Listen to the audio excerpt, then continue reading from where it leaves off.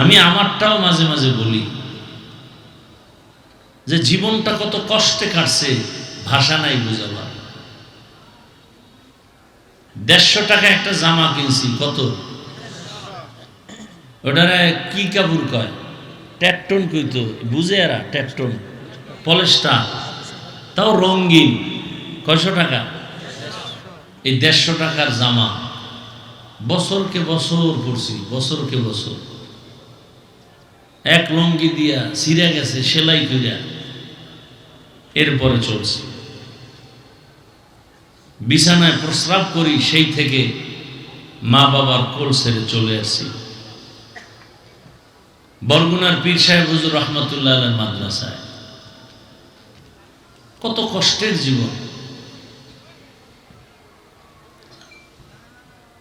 সিঁড়ি দিয়া দোতলায় হাত দিয়া ধরে ধরে উঠতাম, দাঁড়ায় উঠা যেত না। তো বুঝেন যে কত ছোট।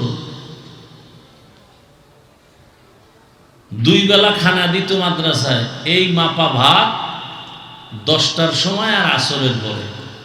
এটারে ভাগ করে 4 বার খাইতাম। তরকারি কি? মাদ্রাসা থেকে পাতলা ডাউল, আর বাড়ির থেকে আমার মা শুকনা মরিচ গুঁড়া কইরা প্লাস্টিকের ডিব্বায় দিতেন, আর বাবায় 1 কেজি আলু দিতেন, আধা কেজি দিতেন। এটা নিয়ে 2 মাস খাওয়া লাগবে। আলু কেটে কেটে নাম লিখে ভাতের মধ্যে সিদ্ধ দিতাম। মাঝে মাঝে ভাত হয়ে গেছে, ঢালছে, আরো ছাত্রদের আলু, নাম দেখে দেখে নিতাম। মাঝে মাঝে গিয়া দেখতাম আলুর উপরের ছোলা নাই, নামও নাই। ইব্রাহিম আলাইহিস সালাম বলে, তো আপনাকে তো খানা দেওয়া যায় না, আপনি তো আমার মুমিন ভাই হতে পারেন নাই, আপনি তো আমার আল্লাহর হুকুম মতো চলেন না, বরং আমার আল্লাহ যদি বেজার হয় এমন কাজ আপনি করেন, আগুনের পূজা করেন, গায়রুল্লাহর পূজা করেন, আপনাকে খানা দেওয়া যাবে না। লোকটাকে খানার থেকে উঠায় বিদায় দিল। আমার মাওলার রহমতের দরিয়ায় জোশ এসে গেল। আল্লাহুম্মা সাল্লি আলা মুহাম্মাদিন নবিয়্যিল উম্মি ওয়া আলা আলিহি ওয়া আলা আলিহি ওয়া সাল্লিম তাসলিমা।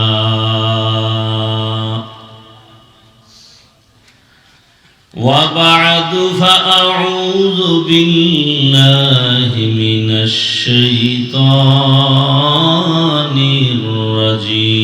الرجيم.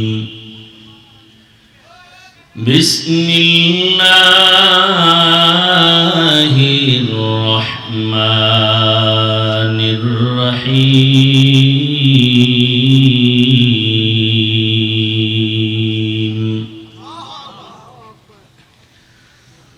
قل يا عبادي الذين أسرفوا على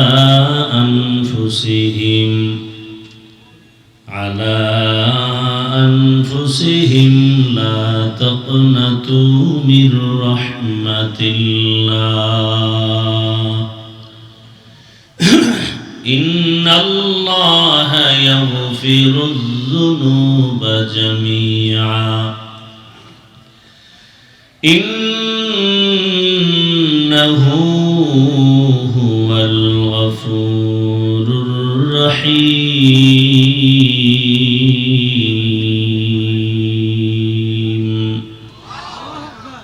وقال النبي صلى الله عليه وآله وسلم التائب من الذنب كمن لا ذنب له. صدق الله مولانا العظيم وصدق رسوله النبي الأمي الكريم ونحن على ذلك من الشاهدين والشاكرين والذاكرين والحمد لله رب العالمين.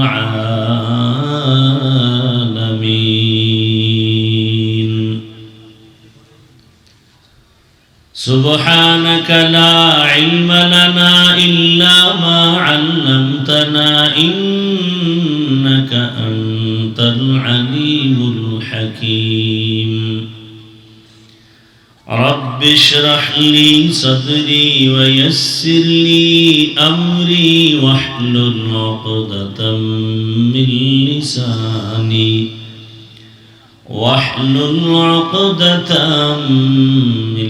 لساني يفقه قولي. यहाँ हम सब मुसाफिर हैं, कब्र आखिर ठिकाना।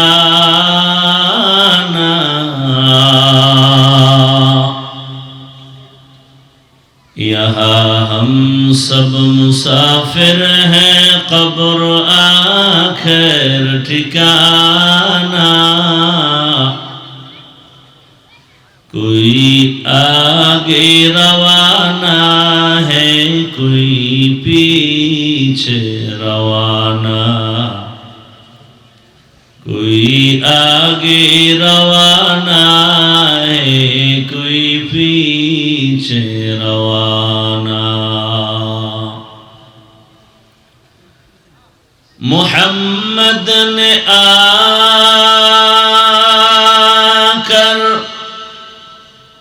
कुफर को मिटाया।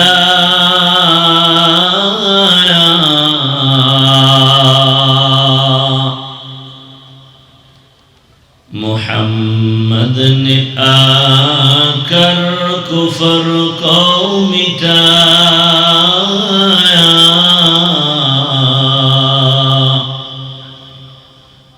कुफर को मिटाकर सदाकत बताया।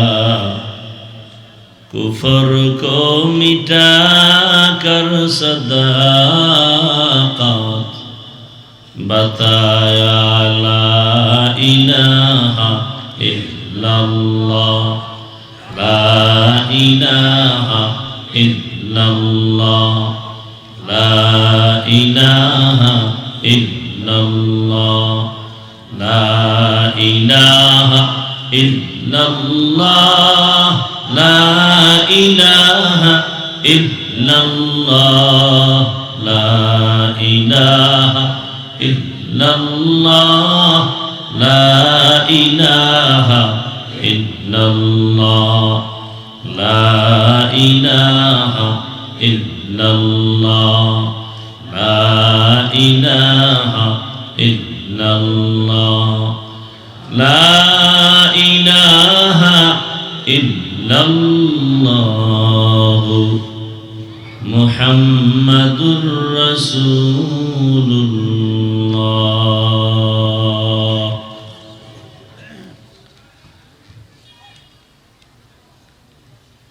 আল্লাহ পাকের দরবারে শুকর, আজ 26শে ডিসেম্বর 2025 জামিয়া তালিমিয়া ঢাকায় উদ্যোগে আয়োজিত বার্ষিক ওয়াজ মাহফিল, তাফসীরুল কোরআন মাহফিল। উপস্থিত মোহতারাম সম্মানিত সভাপতি, প্রধান অতিথি আমিরুল মুজাহিদিন হযরত পীর সাহেব হুজুর চরমনাই, বিশেষ অতিথি হযরতুল আল্লাহ মামুনুল হক দামাত বারাকাতুহুম সহ অন্যান্য উলামায়ে কেরাম,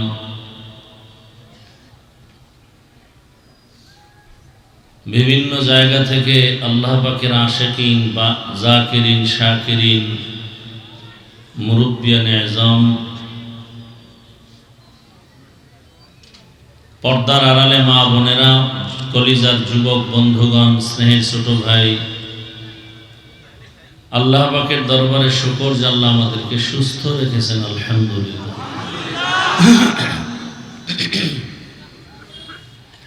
জীবনের এক অমূল্য সম্পদ আমাদের সুস্থতা।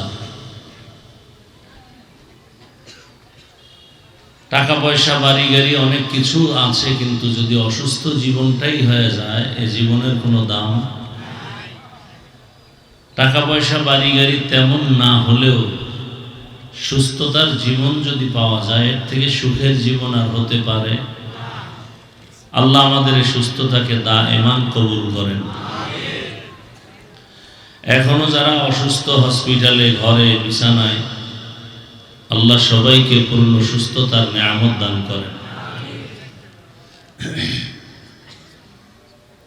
এক একটা দিনের প্রোগ্রাম, মাহফিল ওই এলাকার জন্য একটা ঈদের আনন্দ বয়ে আনে। মানুষের ভেতর একটি উৎসব, আনন্দ, মোহাব্বত। আবার কিছু প্রোগ্রাম আছে শুধুই এলাকা না, আরও আশেপাশের অঞ্চলের জন্য, ওই দেশের জন্য একটা আনন্দের কারণ। অন্তরে মোহাব্বতের এক বহির প্রকাশ ঘটে। এজন্যই তো ইসলামের জামাতে নামাজের আদেশ, জুমায় মসজিদে হাজির হওয়ার আদেশ। 10 জায়গার 10 বাড়ির মানুষ, 10 এলাকার মানুষ এক জায়গায় হবে, দেখা হবে, মহব্বত হবে, একে অপরের সুখ দুঃখ শেয়ার করে নিবে, সহযোগিতায় আসবে। নবীজি এজন্যই বলেছেন, খায়রুন নাস মাইয়ানফাউন নাস। দুনিয়াতে সব থেকে ভালো মানুষ তো ওই ব্যক্তি যার দ্বারা অন্যের উপকার হয়, ক্ষতি হয় না। এটাই মূল তাকওয়ারও কথা। তুমি অন্যের উপকার করতে না পারলে অন্তত ক্ষতি যেন না হয়। আমার রসুলের দ্বারা জীবনে কারো কোনো ক্ষতি হয়নি, উপকার কারো না হলেও কি হয়নি, ক্ষতি হয়নি। এটাই রসুলের আদর্শ, এটাই ইসলামের একটা সুন্দর নমুনা। অন্যের উপকার করবে, কারো ক্ষতি করবে না। কিন্তু ভিন্ন দিক আমরা লক্ষ্য করি যে মানুষ অন্যের ক্ষতির জন্য অপেক্ষা করে বিভিন্নভাবে। আবার ক্ষতিটা কাছের মানুষ বেশি করে দূরের মানুষের তুলনায়।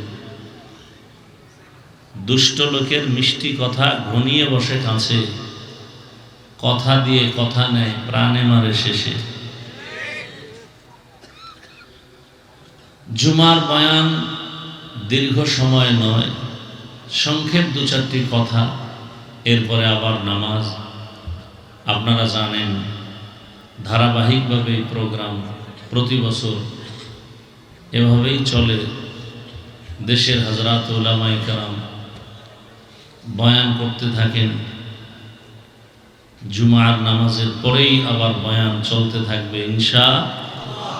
হযরত পীর সাহেব হুজুর দামাত বারাকাতুহুম চেয়েছিলাম যে নির্দিষ্ট আসরের পরে হুজুর আগে আসার সম্ভাবনা। দেশের পরিস্থিতি তো আপনারা অনেকটা ভালো করে জানেন, পেরেশানির মধ্যে আছেন। তো যখনই আসবেন তখনই বয়ান শুরু হয়ে যাবে ইনশাআল্লাহ। আমাদের মুফতি রেজাউল করিম আবরার জুমার পর বয়ান করবেন। মুফতি হেদায়েতুল্লাহ আজাদি দামাত বারাকাতুহুম, আমার প্রিয় ভাই মাওলানা মাহফুজুর রহমান জাবেদ নামাজের পরেই বয়ান করবেন। খানার জন্য তো সময় কম দিলেন না। জীবনের অনেক সময় কেটে গেল খানায়, অনেক সময় কেটে গেল ব্যবসায়, আল্লাহর পথে আসিয়াও কেন বাধা। বয়ান শুনবে, পাগলের মতো হয়ে যায় খানার জন্য। পাগল তখন আমারও চিনে না, আমারও চিনে না। শুধু খানা, অন্ধের মতো হয়ে যায়। অথচ রসুলের জিন্দেগির আদর্শে গড়া সাহাবাদের কি সুন্দর জীবন। একজন আল্লাহর রসুলের আশেক গরিব মানুষ, রসুলের আশেক তো বেশি গরিব। মুশরিকরা বলতো আব্দুল্লাহর ছেলে মুহাম্মদের কাছে যেতে মনে চায়, কিন্তু আশেপাশে সব মূর্খ গরিব, এদের পাশে গিয়ে আমাদের বসাটা মানায় না। এভাবে কথা বলে কাছে যেত না, উদ্দেশ্য কাছে যাবেই না, একটা অজুহাত পেশ করল। দেখতে নারী চলন বাঁকা। আশেক রসুলের গরিব মানুষ, অন্যের কাজ করলেই তার চুলায় আগুন জ্বলে, না হয় আর ঘরে খানা হয় না। নিয়ম ছিল আবার রোজা, ঘুম থেকে, রাতের ঘুম থেকেই রোজা শুরু হয়, ঘুমাইলেই রোজা শুরু। সারাদিন কাজ করে বাসায় আসছে, সন্ধ্যাবেলা খানা দিবে ঘরের পরিবার, কথা আমি একটু ক্লান্ত, সারাদিন শুয়ে থাকি, খানা নিয়ে আসো। শোয়ার মধ্যে ঘুম হয়ে গেছে, ঘুম শুরু, রোজাও কি আর একটা রোজা শুরু হয়ে গেছে, আর খানা কপালে নেই, হলো না। পরের দিন আবার কাজে গেছে, এক পর্যায়ে দুর্বল হয়ে রাস্তায় পড়ে গেছে, শরীর দুর্বল।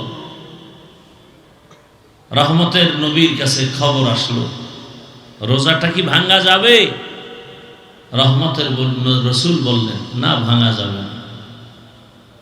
একটা রোজা যদি কেউ ভেঙ্গে ফেলে, ফরজ রোজা, আর আজীবন যদি রোজা রাখে, যেই সময় রাখার দরকার ওই সময়ের রোজার বরকত, আল্লাহর পক্ষ থেকে যা পাওয়ার সেটা পাবে না। কত কষ্ট করেও দিনকে তারা আঁকড়ে ধরেছেন। আর আমাদের তো এরকম কোনো আফসুস নেই যে আমরা পাবো না। কি পরিমাণ খানা আমরা খাই, তিন বেলার শুধু নামে মাত্র খানা, অল টাইম তো চলে। এই চা, এই পান, যাদের বিড়ির অভ্যাস তারা বিড়ি চলতেই থাকে, বসিয়াও থাকলে খায়, হাঁটলেও খায়, শুয়ে শুয়েও খায়, গরুর মতো হাঁটে আর চাটে। আর সাহাবায়ে কেরামদের ইতিহাস কেমন, আমি আমারটাও মাঝে মাঝে বলি যে জীবনটা কত কষ্টে কাটছে, ভাষা নাই বোঝাবার। 150 টাকা একটা জামা কিনছি, কত ওটারে কি কাপড় কয়, ট্যাটটন কইতো, বুঝে এরা, ট্যাটটন, পলেস্টার, তাও রঙিন। কয়শো টাকা? এই 150 টাকার জামা বছরকে বছর পরছি, বছরকে বছর। এক লঙ্গি দিয়া ছিঁড়ে গেছে, সেলাই কইরা এরপরে চলছে। বিছানায় প্রস্রাব করি, সেই থেকে মা বাবার কোল ছেড়ে চলে আসছি। বরগুনার পীর সাহেব হুজুর রহমতুল্লাহ আলাইহির মাদ্রাসায়। কত কষ্টের জীবন। সিঁড়ি দিয়া দোতলায় হাত দিয়া ধরে ধরে উঠতাম, দাঁড়ায় উঠা যেত না। তো বুঝেন যে কত ছোট। 2 বেলা খানা দিত মাদ্রাসায়, এই মাপা ভাত 10টার সময় আর আসরের পরে। এটারে ভাগ করে 4 বার খাইতাম। তরকারি কি? মাদ্রাসা থেকে পাতলা ডাউল, আর বাড়ির থেকে আমার মা শুকনা মরিচ গুঁড়া কইরা প্লাস্টিকের ডিব্বায় দিতেন, আর বাবায় 1 কেজি আলু দিতেন, আধা কেজি দিতেন। এটা নিয়ে 2 মাস খাওয়া লাগবে। আলু কেটে কেটে নাম লিখে ভাতের মধ্যে সিদ্ধ দিতাম। মাঝে মাঝে ভাত হয়ে গেছে, ঢালছে, আরো ছাত্রদের আলু, নাম দেখে দেখে নিতাম। মাঝে মাঝে গিয়া দেখতাম আলুর উপরের ছোলা নাই, নামও নাই। আজকের কপাল থেকে আলু গেছি গা। এইভাবে কষ্ট করে করে আল্লাহ এ পর্যন্ত নিয়ে আসছেন। আল্লাহ অনেক দয়া করেছেন, অনেক কিছু দিছেন। আজ এক লুঙ্গি পরি, ওটা আর কালকে পরি না। একটা জামা আজকে পরি, কালকে পরি না। সব রবের করুণা। কি শুকর আদায় করো। উজানির কারি মনজুর রহমতুল্লাহ আলাইহি বারবার তার মোনাজাতের মধ্যে আমার হাত লাগায় বলতো, আল্লাহ ওকে দিয়ে একটা মাদ্রাসা, দাওরা হাদিস মাদ্রাসা আমি দেখে যেতে চাই। মাদ্রাসা হয়েছে, আল্লাহর ওলিয়ার দুনিয়ায় নেই, দেখে যেতে পারলেন না। একদিন এগুলো সব থেকে যাবে, আমিও থাকবো না। কথা ঠিক না? কিন্তু যেতে তো হবেই। হিসাব দুইটা, সাথে কি নিয়ে যাব আর দুনিয়াতে কি রেখে যাব। হিসাব দুইটা, কি নিয়ে যাব, কি রেখে যাব। আপনি কি রেখে যাচ্ছেন? যেতে তো হবেই, কি মরা লাগবে না? কি নিয়ে যাবেন? ওখানে তো কিছু নিতে হবে, নাইলে উপায় নেই। বিদেশ যাবেন, পাসপোর্ট লাগবে না? কথা বলেন না কেন? ভিসা লাগবে না? না হয় ইমিগ্রেশনে আটকায় দিবে। কাপড় নাই, জামা নাই, কোনো টেনশন নাই। কিন্তু আসল কি? ভিসা, পাসপোর্ট লাগবে। তা আমরা যে পরপারের জীবনে পাড়ি জমাবো, কি নিয়ে যাব? পরকালের জীবনের একমাত্র পাসপোর্ট থাকবে তোমার ঈমানের পাসপোর্ট। এই পাসপোর্ট দিয়ে তুমি আল্লাহর মুহাব্বতের ঘরে ঢুকবা, নজরে আসবা। কিন্তু আমলের ভিসা না থাকলে পীড়া শুরু। আমলের ভিসা বড় কঠিন। আমলের ভিসা যদি থাকে, আবার কিছু পাসপোর্ট আছে খুব হার্ড, বড় দামি। বান্দায় দামি পাসপোর্ট নিয়ে যদি যেতে চাও, তাহলে ঈমান আমলের সাথে ইখলাসকে যোগায় দাও। দুনিয়াতে এমন কিছু জমা রাখবা যেটা পরকালে পাবে। আল্লাহ পাক রব্বুল আলামিন বলেন, আমি বড় আদর করে মানুষ বানাইছি। আমার বানানো মানুষ বড় আদরের। বিশাল বড় 7টা আসমান, 7টা জমিন আমি তৈরি করতে 6 দিন লাগছে। মাত্র 6 দিন, ফি সিত্তাতি আইয়াম। অথচ আমার মোহাব্বতের মানুষ এক ফোঁটা পানি থেকে মায়ের গর্ভে বানাইতে আমি আল্লাহ 6 দিনে পারি নাই, 10 দিনেও পারি নাই। আমি আল্লাহ এটাকে ফেরেশতা দিয়ে আমার কুদরতের দ্বারা মায়ের গর্ভে প্রায় 6 মাস লাগায় বান্দাকে স্ট্রাকচার বানায় রূহ দান করেছে। এত বিশাল আসমান আর জমিন, এটা বানাইতে মাত্র 6 দিন। তোমার মতো একটা ক্ষুদ্রতম বান্দা বানাইতে আমার এত সময় লাগলো কেন?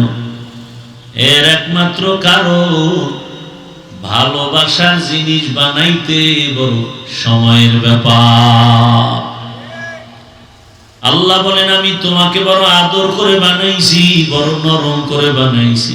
অখুলিকাল ইনসানু যায়ীফা। আমি মানুষ বড় দুর্বল করে বানাইলাম, এবং এই মানুষের জীবনে চলার জন্য যা প্রয়োজন সব আমি ব্যবস্থা করেছি।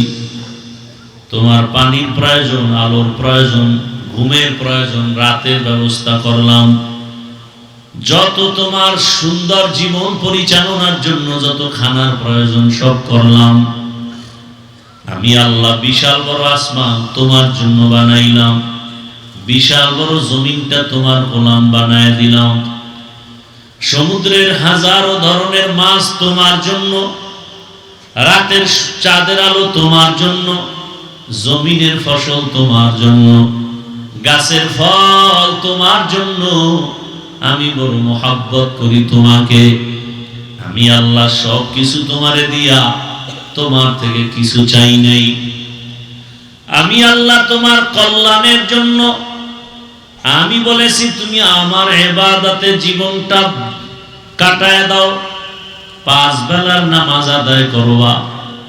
আমি আল্লাহ আবার এই 5 বেলার নামাজ আদায়ের ক্ষেত্রে তোমাকে বুঝাবার জন্য ডাকার জন্য নির্দিষ্ট লোক রাখছি। ফজরের নামাজে তোমাকে ডাকার জন্য মুয়াজ্জিন অপেক্ষায় থাকে। as-salatu khairum minan nawm। তুমি ফজরে আসো নাই, আমার দেওয়া রাতের আরামের সময় পেয়ে অন্ধকারে মজার ঘুম দিছো। আমি আল্লাহ বেজার না, আবার জোহরের নামাজে তোমারে ডাকছি আসো। জোহরের নামাজেও তুমি দোকান পাটার নিজের চাকরি বাকরির ব্যস্ততায় আসো নাই। আমি আল্লাহ বেজার না, আবার আসরের নামাজে ডাকার ব্যবস্থা করেছি। বান্দা তুমি ব্যস্ততার অজুহাত দেখাইয়া আমার ঘরে হাজিরা দাও নাই। আমি আল্লাহ বেজার না, আমি আবার তোমাকে মাগরিবে ডাকাইলাম, মাগরিবেও তুমি অনুপস্থিত। আমি আল্লাহ শেষ এশায় তোমারে ডাকলাম, আমার ডাকে তুমি সাড়া দাও নাই। আমি আল্লাহ রাগ না করিয়া এবার আমি আল্লাহ নিজে রেডি হয়ে গেছি তোমাকে ডাকতে আমি আসবো। মুয়াজ্জিন ডাকছে তুমি আসো নাই, উচিত ছিল তো আমি রাগ হয়ে যাব, কিন্তু না, আমি কেন রাগ করব? আমার তো আলাদা আর এক জায়গায় কোনো ছেলে নাই, মেয়ে নাই, আমার স্ত্রীরা আমি একা।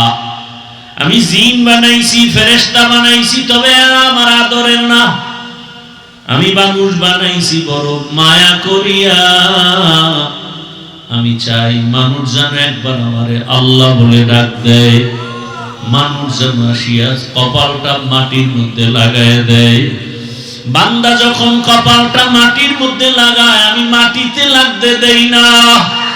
আমি আল্লাহ কুদরতি পা আমার বান্দার কপালের নিচে ঢুকায় দেই। বান্দা তোর কপাল বড় দামি, তুই কপালটা মাটিতে ঠেকাবি আর আমি চুপ থাকবো না। তোর বডির মধ্যে কপাল বড় দামি, আমি আল্লাহ ওই কপালটাকে মাটিতে নাগার আগে আমি আল্লাহ তোর কপালের নিচে কুদরতের কদম লাগায় দেই। আমি আল্লাহ পাক বড় খুশি হয়ে যাই। দুনিয়াতে মানুষ সম্মান চাইতে গিয়া বলে সেজদা দাও, আমি আল্লাহ এত কিছু তোমারে দিলাম, আমি চাই তুমি আমাকেই সেজদা দিবা। আমি আল্লাহ পাক অপেক্ষায় থাকি কখন আমাকে তুমি ডাক দিবা। আমি আল্লাহ পাক এত মোহাব্বত করে বানাইয়া আমি আল্লাহ পাক ডাকলাম, এরপরও যখন আসো নাই, আমি রাগ করি নাই, পানিও বন্ধ করি নাই, বাতাস বন্ধ করি নাই, বরং আমি আল্লাহ মায়া আর রহমতের দরজা দিয়া তোরে ডাক দিছি, আয়। কুল ইয়া ইবাদিয়াল্লাযীনা আসরাফু আলা আনফুসিহিম লা তাকনাতু মির রাহমাতিল্লাহ।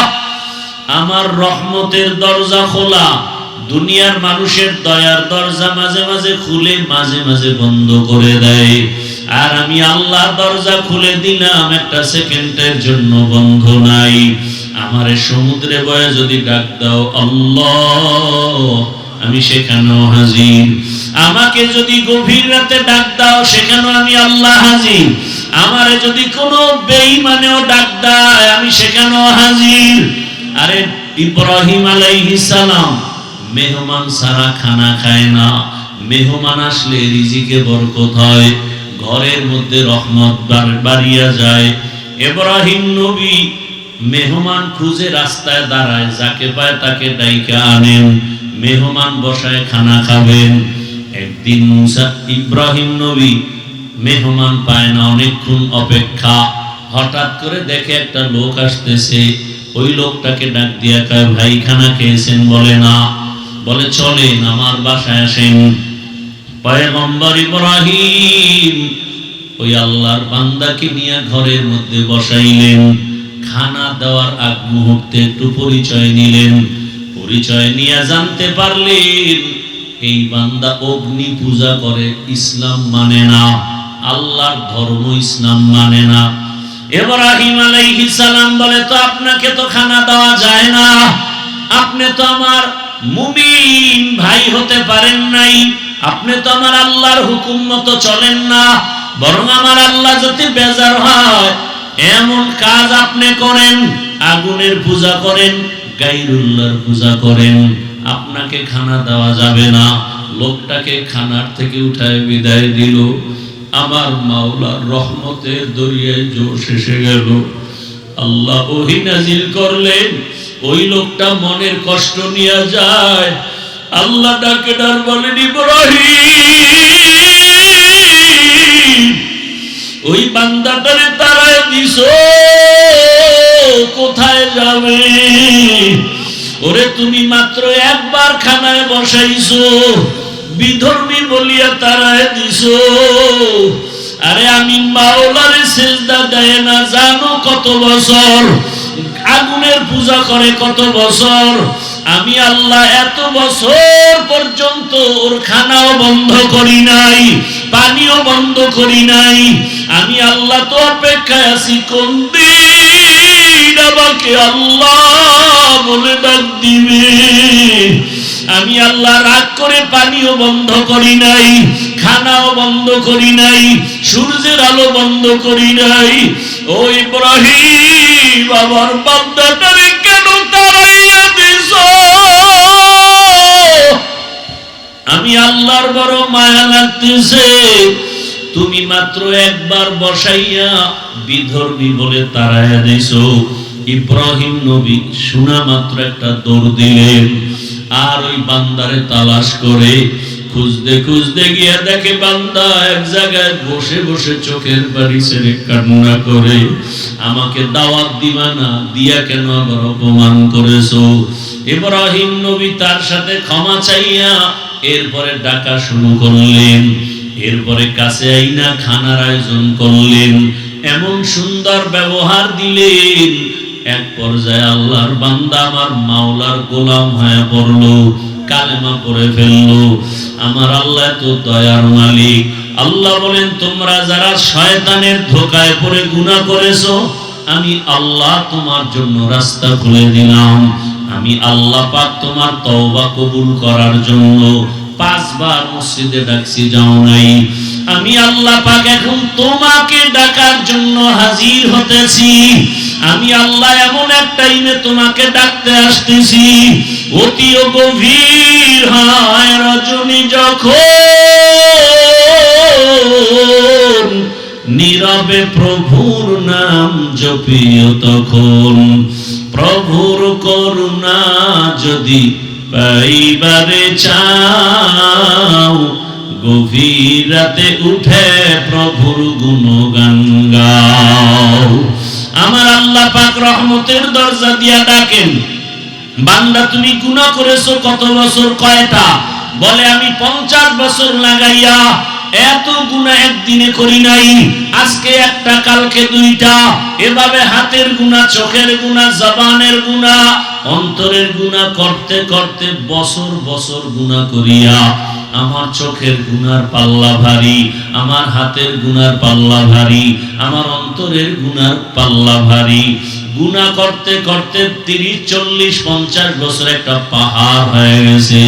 আল্লাহ বলে, তুই গুনাহ করেছো 50 বছর লাগাইয়া, আমি আল্লাহর দরজায় এসে যদি চোখের পানি ছাড়িয়া একবার দিল খুলে ডাক দাও, ইয়া রাব্বি গফিরলি, আমি আল্লাহ তোর 1 সেকেন্ডে জীবনের সব গুনাহগুলো মাফ করে দেব।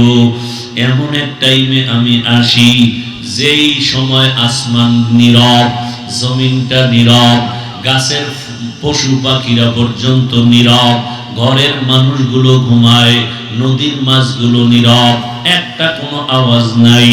সমস্ত মানুষ এখন বেহুশ অবস্থা, ঘুমের মধ্যে, কোনো আওয়াজ নাই, নীরব সময়। আমি আল্লাহ তখন প্রথম আসমানে হাজির। ওরে বান্দা, তুই ফজরে কোথায় তালাশ করো? আরে আমি মাওলার দেওয়া পানি খাও, আমি মাওলার দেওয়া সূর্যের আলো নাও, এখনো পর্যন্ত চিনো না সেই সূর্যের মালিককে। বান্দা তুমি গাছের ফল খাও, চিনো না সে ফলওয়ালা ফলের মালিককে। বান্দা তুমি নদীর মাছ ধরে খাও, জানো না সে নদীর মাছ দেওয়ার মালিককে। ওই মালিকরে তালাশ করতে কোথাও যাওয়া লাগবে না। ওরে রাতের বেলা আমি মাওলায় হাজির, আমি আল্লাহ এখন ডাইরেক্ট হাজির হয়ে গেলাম।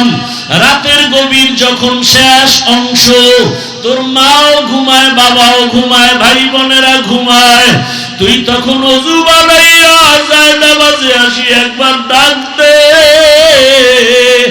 অন্তর খুলে যদি ডাক দাও, আল্লাহ, আমি আল্লাহ পাক তোর জীবনের সব গুনাহ ডাকে মাফ করে দেব। আমি আল্লাহ চাই তোকে কাছে পাওয়ার জন্য। আমি আল্লাহ চাই তুমি আমারে ছাড়ার কোথাও যাবা না। আমি আল্লাহ চাই তুমি আমার দিকে আগায় আসো। আমি আল্লাহ চাই আমার রহমতের চাদরে ঢুকে যাও।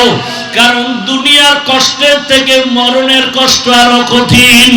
আরে তোমার দুনিয়ার আযাব থেকে জাহান্নামের আযাব আরো কঠিন। এক সেকেন্ডের জন্য তুমি সহ্য করতে পারবা না। আমি আল্লাহ পাক ডাকতেছি, আলা মিন মুস্তাগফিরিন ফাআগফির আলাহ। গুনাহ যারা করছো ক্ষমা চাও। নবীজি বলেন একটা জুতার ফিতাও যদি ছিঁড়ে যায় আল্লাহর কাছে বলো, আমার আল্লাহর কাছে বললে আল্লাহ পাক খুশি হবেন।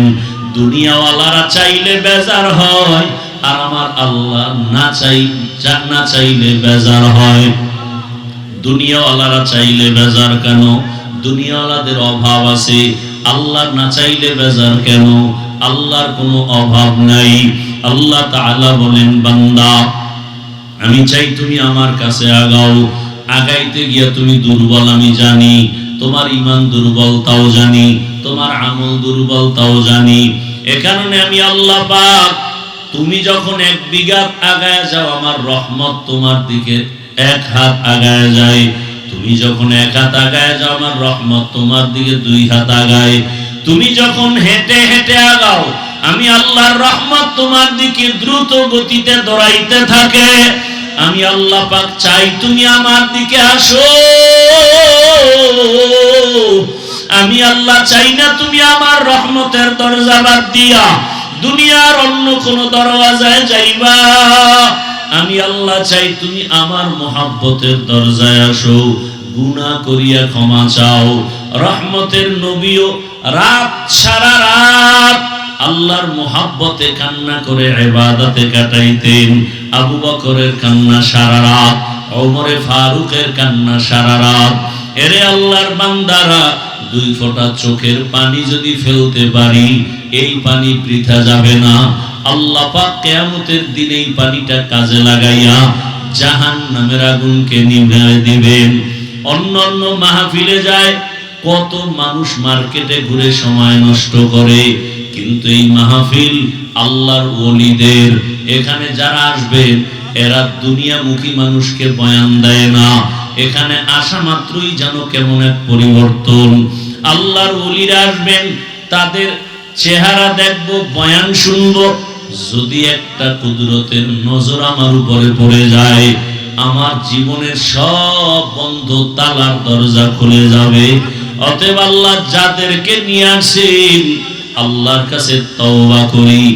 অন্তরে কোনো গুনার নিয়ত থাকলে অন্তরকে পরিচ্ছন্ন করি, আর মনে মনে বলি, হে মালিক এই বেহেশতের বাগানে আছি, খালি ফিরিয়া যেন না যাই। দুনিয়ার কোনো মহাব্বত অন্তরে না থাকে, আপনার খাস ওলি উলামায়ে কেরামদের কথা শুনিয়া যেন যেতে পারি। আজকের জন্য আবু হুরায়রার মতো উমর রেডি হয়ে যাও। পয়গম্বরের সাহাবী আবু হুরায়রা রাদিয়াল্লাহু তাআলা আনহু রহমতের নবীকে ছেড়ে কোথাও যায় না। কারণ রহমতের নবীরে দেখলে তো এমনিই কলিজা ঠান্ডা, পেটে কোনো ক্ষুধাও লাগে না। মাঝে মাঝে মানুষ হিসাবে ক্ষুধা, রহমতের নবীর একটা কথা মানি মুক্তার মতো। আমি আবু হুরায়রা যদি খানার মহব্বতে চলে যায় আমার থেকে একটা রসুলের কথা ছুটে যাবে। এই কারণে আবু হুরায়রা যায় না। ক্ষুধার পাগল পারা হইয়া রাস্তায় পড়ে আছে দুর্বল হইয়া, মানুষ পাড়ায় পাড়ায় যায়, বলে আবু হুরায়রার মনে হয় কোনো মির্গির ব্যারাম হয়েছে। আসলে তো ব্যারাম না, রহমতের নবীর দরবার ছেড়ে যাবে না বলে খানা খায় নাই, ক্ষুধায় ক্লান্ত হয়ে গেছে। এরে আল্লাহর বান্দারা, মেহমান আসবে, উলামায়ে কেরাম আসবেন, কোরআন ও হাদিসের বয়ান করবেন, আর আপনি দোকানে দোকানে ঘুরবেন, কোথাও বসে গল্প করবেন। এটা আল্লাহর প্রিয় বান্দাদের কোনো আমল হতে পারে না। আল্লাহ আমাদের সবাইকে সাহাবী আবু হুরায়রার আদর্শওয়ালা বানায় দেন। জোরে কন্যা আমিন। আল্লাহ পাক রব্বুল আলামিন শেষ দোয়া পর্যন্ত আমাদেরকে থাকার মতো, শোনার মতো, বয়ান নিয়ে যাওয়ার তৌফিক দান করেন, আমিন। রাজি আছি তো ইনশাআল্লাহ? এক এক ফুলে এক এক গ্রাম। এখন যারা নিয়ত করে আসছি, ইনশাআল্লাহ শেষ পর্যন্ত থাকার নিয়ত আছে। সুযোগ আল্লাহ দিলে রাতে আবার বয়ান করার চেষ্টা করব ইনশাআল্লাহ।